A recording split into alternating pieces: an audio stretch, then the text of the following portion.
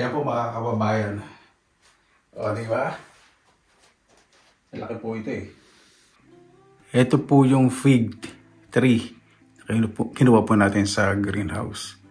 Ayan, o, di ba po? Tumaba na naman mga halaman ko dahil nandito po ako. Dito na po sa bahay at yan. Nagre-rest na siya paggabi. At yung nabili po natin na barrel cactus, ayan na po. Tinanim ko po dito sa head planter. Yan. Di ba? Tapos meron pong pansalo po sa iba pa para kung mag-spray ako pag tumulo. At least, hindi po direct sa floor. Pag-spray ko naman po dito dahan-dahan. Minsan, lalagay ko po yan sa shower room. Pag in-spray. Pero wag pong basang-basa kasi ayaw po niyan.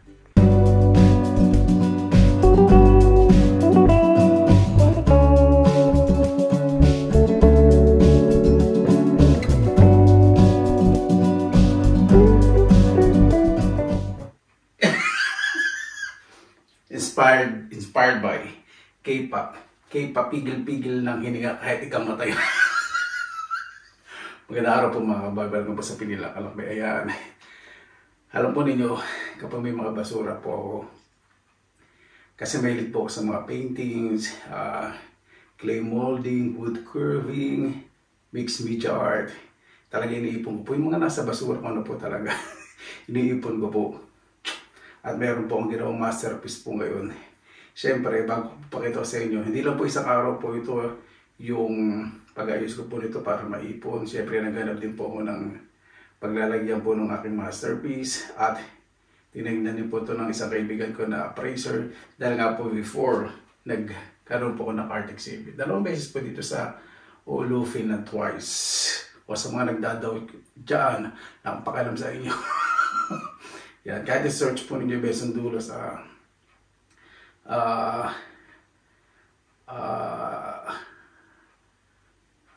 same finish eh. Exhibition Olu or Taide Olusa. Makikita nyo po yun. Diba? Taide po is art in Olu. Parang ganun. Exhibition, nakalimutan po yung finish term. Esiteru. Yun, Taide Esiteru Olusa. Diba? Pina-praise ko po yung ginawa ko at sinabi po sa akin na aabot daw po ng take note 1,000 to 1,500 euro sa akin pong ginawang art. Kasi syempre wala pa po ang pangalan dahil hindi ko naman po kayo consider na full time. Ito po talaga yung aking hobby. Ako po kasing walibang. Ako po kasi paghaluin yung trabaho o gawin negosyo yung aking libangan at gawin pong negosyo. Sasabihin ko po sa inyo dahil syempre lahat po tayo may kanya-kanya pong diskarte sa buhay. Tara, samahan po ninyo ako. Kapag summer po talaga, napakalaki po ng mga discounts sa gardening section. Ang presyo po nito, ito po is special metal. Ano po ito para sa ladder o pot. Sa tanim, may butas po yun sa ilalim. Nilagyan ko po ito sa ilalim. Ito yung nilalagay para hindi magasgas po yung sahig. So ang gagawin ko po sa loob, marami po kasi inipon na cardboard, toilet paper, cardboard roll. Ilalagay ko po. Makikita nyo po mamaya ang resulta. Kasi mga anik-anik ko po dito ng mga artificial na halaman, saka yung mga ibang ginawa ko pong masterpieces, pagsasamahin ko ngayon dito. O, diba? Ito rin pong toilet paper roll, cardboard. Pwede rin po ninyong gamitin ito sa pagtatanim. At pag tumubo, pwedeng i-bound din sa lupa kasi nabubulok. Kaya marami pong purposes. Ito pong ihilera ko po hanggang masiksik. Ito po sa inyo mamaya-maya. Ay, nako. Para pag uwi ako ng Pilipinas o paglipat, siyempre nagbabalak din po ako ng ng secret. Upo muna sa room. Yan. Unahin ko po muna ito para kita po sa inyo ang aking mga ilalagay.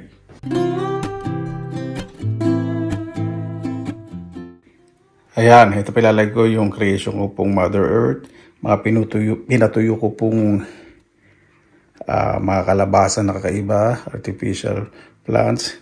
Meron din po artificial na bonsai at succulents. Siyempre, tingnan po may ano pa po masasalaksa ko dito. Mali po yung ginawa ko. Ilalagay ko po muna yung Mother Earth. Pwede babawasan ko po ito kasi mabigat yung paso. Yung sa ilalim baka madurog tong paper rolls at masira. Pansisiksik ko na lang po sa gilid. Ayan. O, diba? Kakaiba ang tema po natin na yun. Siyempre, hindi naman dapat kailangan pare-pareho. Pakikita ko naman sa inyo mga ibang talento ko. Yung pagiging, ano ko po. Yung binigyan ng Panginoon dapat i-share. Yung talent. Yun. Wala ko sarili. Okay, let's move on na po. Bawasan ko na to. Pwede rin lang po Kaya lang ayoko nung umuuga. Gusto ko po talaga stable. Siyempre. Gusto ko talaga pag gumagawa po ka ng mga masterpieces. Gusto ko alam niyo na pang $1 million ang dating. Lagyan natin ito. Lagyan bigat pala. Mali. Okay. Kasya ka.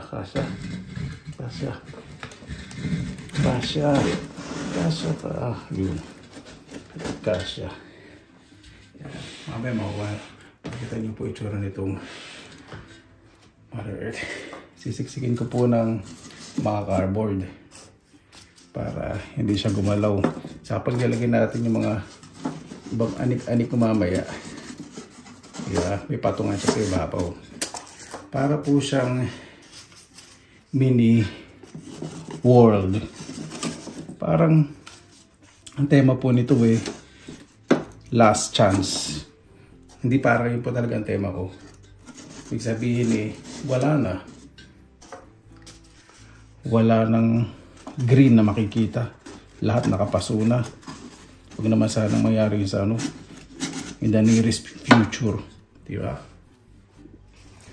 Kaya po, talagang ginawa ko po, siniksik ko po merong bilog, tapos itong mga rolls. Kaya po para pag pinatong ko yung mga ibang ilalagay na natin medyo mabibigat, makakayanan. Alam niyo po yung mga ibang furniture na may mga cardboard sa loob, tapos papatungan ng wooden sheet. Ganyan po yun. Kaya iba pag nabasa yung maalasa, yung mga mumurahin po mga shelves. Po palang binili ko na itong planter, €100 mahigit. Dalawang piraso po yan, di po isa.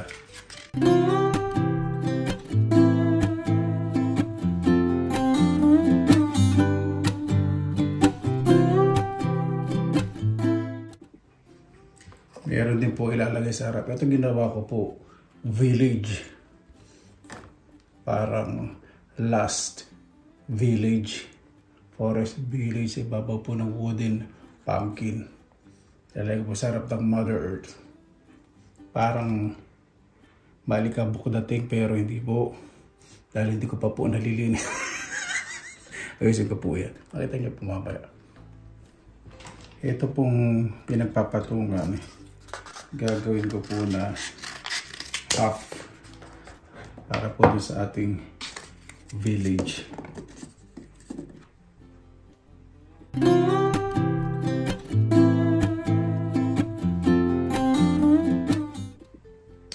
Ayan, o diba? Maayos. Kahit na cardboard po nilagay po natin.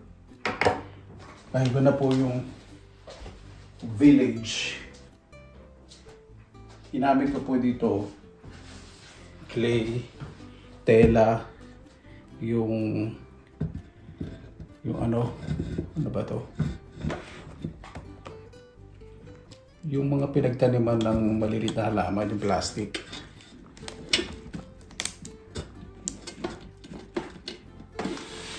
Ayan, diba? Ganda po na pagkakalagay ko. Ayos na ayos.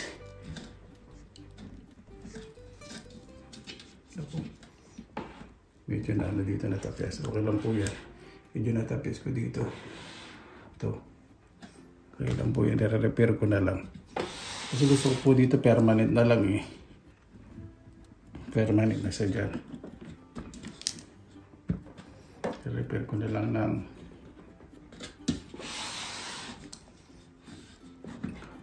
color. Okay. At lalagay ko na po yung mga pumpkin, pantake po sa mga pagitan. Pero mas maganda kung may bato po, di ba? Try ko muna to. Ganyan po talaga ako eh. Para ano po, nature na nature po ang dating. Dito sa kabila, alay ko po itong bonsai.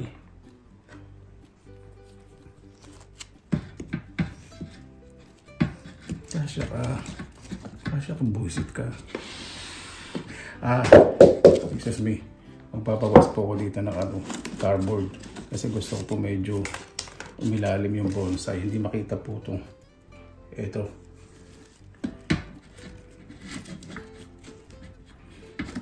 Kasya ba? Kaya talaga tinanong ko. Kakadurog-durog na itong ako pinaghirapan. Sandali. Mamaya na lang ma-repair. Bago ito matapos, in one piece pa rin lahat. Ay, naku.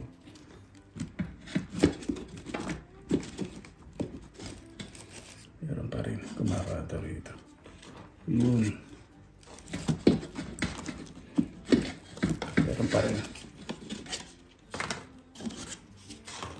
Ayan, wala na siguro. Asa na. Ayan. Ayun. O, di ba? Ang ganda. Di ba? Eto, orchids po yan. At hindi ko po nabis itapo na. Yugat po kasi natuwa ako ang dami. So ito po yung pintuan ng mini village. Yun, hidden. So ilalagay ko po rito para magandang accent. Di ba? Talagang hidden siya. At dito sa likod, ito pong theme ko, bakit dried na po yung mga fruits? Kasi diba last hope, ano pa mapapakinabangan mo sa Mother Earth kung tuyo na lahat? Galing nga. Galing po na naisip ko. No? Yung kapitbahay ko eh, inuubo na naman. Sana okay naman siya. Ismoso lang. Hindi, concerned din po talaga ako. Like po itong mga ating inray na mga special na kalabasa. Di ba? So, yung mga cardboard, tatakpan. Di ba? Para siyang bountiful pero may pag-asa pa ba? Ayun po yung Mother Earth. Tapos dito po, meron po akong dalawang parang lalagyan na bao. Bao po ito. Alay ko po itong pinato yung kalabasa. At dito sa other side, parang ngayon makikita nyo yung purpose ko. Kaya lang, paano nyo pa mapapakinabangan ang mga bunga ko kung ako'y tuyo na. O, di ba? Yung detail, dito pala, para magandang ilagay itong succulents. Kasya ba? Tingnan natin. Ako hindi kasya, sayang. Ganda pa naman kung nagkasya dito. Succulents. Kasi ayoko ng perfect shape po yung yung tsura. Gusto ko pa talaga yung medyo deformed para natural looking. Yan, okay na po yan. Balik na natin itong accent natin na ugat. At dito sa gitna, syempre, siya, meron po ako dito ng isang matagal na po sa akin na succulents na artificial. Lagay ko po rito. Dahan-dahan. Kasi sana. Kaya lang yung shape syempre. Ang inaano ko po, ang main concern ko. Yan, gusto ko natatago siya. Yan. O, diba? Kakaroon na. Tatakpan ko rin po yan.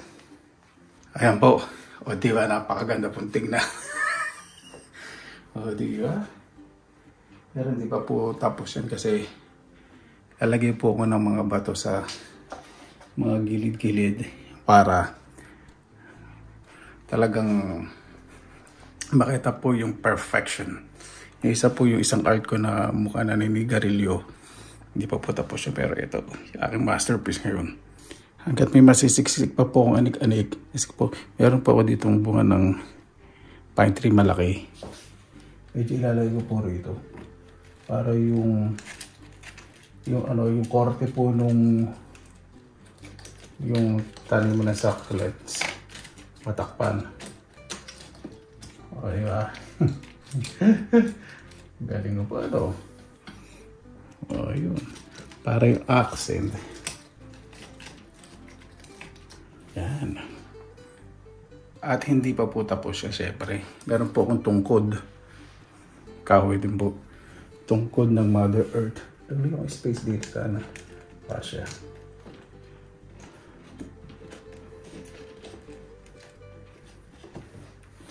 Di siya kasya. Parang mali yung pagkakalagay ko na ulit itong ano.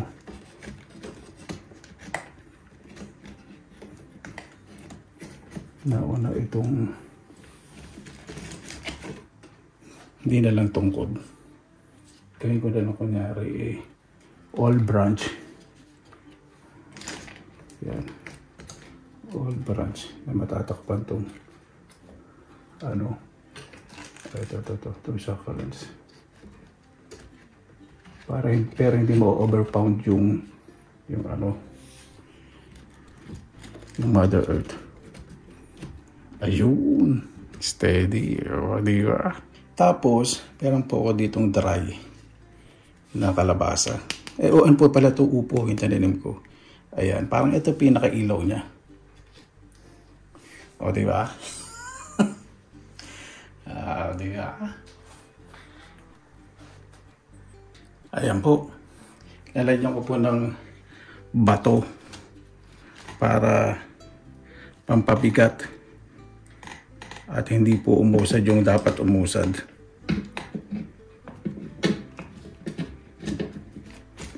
Yan. Kasi kapag may mga gap na hindi kagandahan sa mata, meron pa po ako dito isang maliit bunga ng pine tree. Manguha pa po sa forest para dagdagang lang baka naman ma-overpounding. Ito gusto ko lang po kasi matakpan tong ano, yung paso na visible. Maganda nitong nabili kong artificial bonsai. Flexible. Ayan. O, diba, hindi nakita. O, diba, mas maganda. Ayan po mga kabayan. Nalinis at na-organize ko na po dito. O, diba? Tapos, syempre, maglalagay po ako ng mga anik-anik na mga sinasabit na good luck. Ito po galing po sa kapatid ko po. Malapit lang po dito. Ito yung mga wish. Parang ito yung wishing thing na nilalagay. Gusto ko lang po lagyan ito. Tapos ito may mga ano pa nga. Mga coins na parang ito po yung mga symbols na there's still time or we all never hear or will never hear the cries of nature in the days to come. Oh, sa akin po galing yun Nabasa ko po dati yun Hindi ko po hindi po sa akin galing yun. Ibig sabihin, meron pa pong time o hindi natin naririnig ang iyak ng kalikasan sa mga darating pang mga panahon. O, diba? Huwag naman natin hintayin na mangyari na ganito na isang lugar na pipuntahan natin. Sobrang industrialized na ang mga lugar at nawala na po yung mga gusto natin balikan. Nung malit po tayo, makinalakihan natin. Wala na. Pupunta tayo sa isang lugar na ganito na sana pwede lang ulitin. Kaya ako po ginawa ito, ang inspiration ko po kasi yung buhay po namin nung maliliit po kami. Parang tira po kami sa isang lugar na tahimik. Napapaligiran po ng mga puno. Wala pong umistorbo. Ang pumaproteksyon po sa amin dahil ang bahay nga po namin kubo lang. Dahil ang pumaproteksyon po sa amin talaga mga puno. Ibig sabihin yung Mother Earth. Ibig sabihin yung mga puno na malalaki, mataas ako. Kasi kung wala po yung mga yun, sigurado yung kubong bahay po namin. Tinagay na ng maraming bagyo. Yan po talagang kahalagahan po ng kalikasan. No? Totoo po yun. Nakita niyo naman po yung bahay po namin dati, di ba? Kaya yun po yung nagbigay sa akin ng magandang inspirasyon. Kaya nagawa ko po ito. Ayan po. Hindi po yan. Hindi pa po tapos. Tinatapos ko po yan. The result of smoking and aging. Hindi po tapos yan. Kaya napisang po. Pero ito po yung aking masterpiece. Nakita niyo na po dati yung aking Mother Earth. O, di ba? Ayan po. Ayan. Ito po yung aking. Ito po, gawa po sa clay po ito. Pero mostly, lahat po ng materials na ginamit ko po dyan, dinry ko, mga basura na iba. Recycle, iba, galing po sa kapatid ko. Lalo ito ng mga anik-anik po na ito, galing sa kapatid ko. Ito, pinatuyong kalabasa po ito na ibang klase. May marami po niyang pinatuyong kalabasa. Ito, driftwood, nakita ko po sa forest. Tapos yung mga basahan. Nilagyan ko po ng glue. Potato flour po yung ginamit ko para mag-dry. Tapos ito, gawa po ito sa harina na may tubig na kasi medyo putok po yan. Pinilat ko po yan. Pinadinry ko. Tapos may tahi po yan, mga tahi-tahi. Tapos nilagyan ko po ng glue. Yung liquid glue lang na puti. Pag matuyo ganyan po. Siyempre, pinintahan ko po muna. Tapos ito po, pumpkin po ito. Gumawa po ako ng mini village. Ayan. Ito po yung mga planter, yung pinagtaniman. Pinagtaniman po yan ng yung maliliit na mga paso. Mamaya pakikita ko po sa inyo kung paano inassemble. Siyempre, pakita ko po muna sa inyo kung ano po yung mag-ginamit ko. Tapos ito po yung may expired na cereal. Nilagyan ko po ng paint at glue. Tapos, nag-bend po ako ng alambre. Nilagyan ko po ng dahan-dahan ng clay para magmukhang tree. Tapos may pintuan po yan doon. Diba? Tapos ito, tuyo po ito. Ito yung ugat ng orchids. Patay na po yun po isang. Ito po dyan. Parang magsisilbi siyang parang bush po dyan. Diba? Opening. Tapos ito mga pinatuyong kalabasa. Pakita nyo po mamaya. Tapos ito po yung mga, excuse me, galing po sa kapatid ko na sinasabit po. Sa Pasko, bakit po ganyan, meron po akong tema, i-explain ko po sa inyo kung bakit po naging tema, may malalaman po ninyo. Tapos ayan, syempre may mga regalo po sa aking iba. Excuse me, hagin na tumumba yung tripod sa likod ko. Hagin na tumama sa TV, buti na lang. Ayan, ito may pinatuyong upo. Gagawin ko po yan parang ilaw, nakasabit lang po yan. Diba? Yung bulaklak po na yung gayon po sa kapatid ko. Yun, sa ibabaw po na yun. Tapos pinato yung kalabasa. Tapos bunga ng pine tree. Yung mga artificial na halaman. Diyan po. Ito bonsai, artificial din po yan. Diba? Mamaya po pakikita ko po sa inyo po yan. Bakit ko po ginawa yan. Siyempre pakikita ko rin po dito yung mga meron po yung parang kuweba dito sa loob. Ayan, diba? Yan po. Tapos ito, alam niyo po yung bulaklak po ng nyog. Ayan, nag-sale sa shop. Tatapon na nila, binili ko. So, malaki discount. Yan po. Imagine, tapos yung bao, ito. Bumili po ako sa shop, yung biyak na ng nyog. Kinahid ko talaga, kinain ko. Tapos ayun po yung pinagtira. Di ba? Imagine, ayan po. Kunting Tsaka po, dito po talaga ako nag-spend ng time dito po sa mukha ng Mother Earth na pasensya na po kung malaki po lang talaga sinadya ko pa. Opo, ang purpose po niya na di ba sinasabi kailangan mo malaking ilong para maka-breathe ng air. Kasi si Mother Earth siya na lang po yung naghuhuling chance na sabihin ko na nga yung tema. Excited. Siya na lang yung huling chance natin na huwag naman sana ubabot yung panahon na nakatira na tayo sa buong city at yung mga halaman nakapaso na lang. Mga puno. O, diba? Yun po yung tema po niyan. At nagre-reflect din po yan sa tiniram po namin nung araw na nakatira po kami sa kubo. Halos gubat po yung paligid pero hindi po nasisira. Imagine po ni Dan, napapaligiran po talaga ng mga puno dahil sa inang kalikasan na protektahan po kami. Eh siyempre, sa malakas po na pananalig po sa Panginoon, kaya nakalagay po dyan sa top na yan, God is good all the time. Ayan po. Ayan po mga kababayan. O, diba? Malaki po ito eh.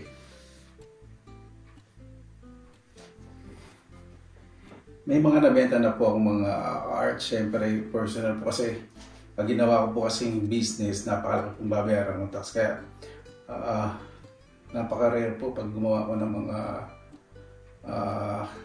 paintings, mga clay molded art, mixed media, at iba't ibang klase pa po.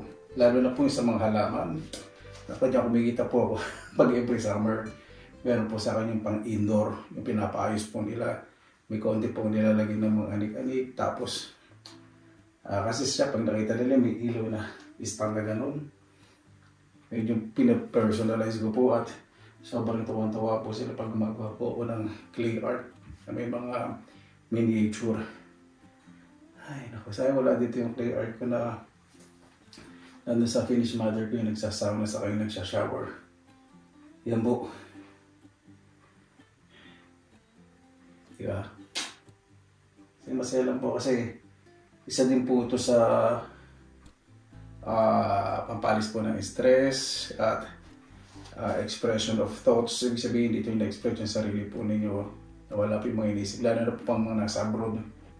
Yan po. Paano po?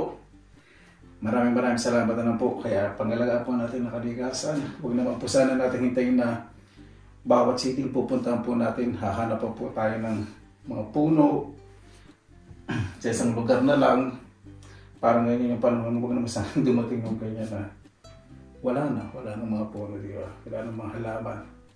Magiging thin na ang supply ng oxygen. Yun naman sana. Saka tayong balance sa nature. Sa mga bahay po natin, huwag niyo po sabihin na damo lang. Huwag po. Ang damo po nagbibigay rin po yan ng oxygen po sa atin. Huwag po sabihin na kaysa magtanim ka ng mga ganyan-ganyan halaman na wala namang kapakinabang, di maguling na lang. Huwag niyo po i-force yun sa mga anak po ninyo kasi doon po sila mahilig. Siguro mas maganda sabihin na, siguro mas maganda mag-add ka rin o magdagdag ka rin ng mga gulay. Di ba? Kasi po yung mga halaman po, yung mga damo, yung circulation po ng oxygen, yung balance ng carbon dioxide o oxygen sa paligid po, napakasarap po huminga. Ano po, maraming salamat po sa inyong oras na ilan sa Pinilang Alakbay.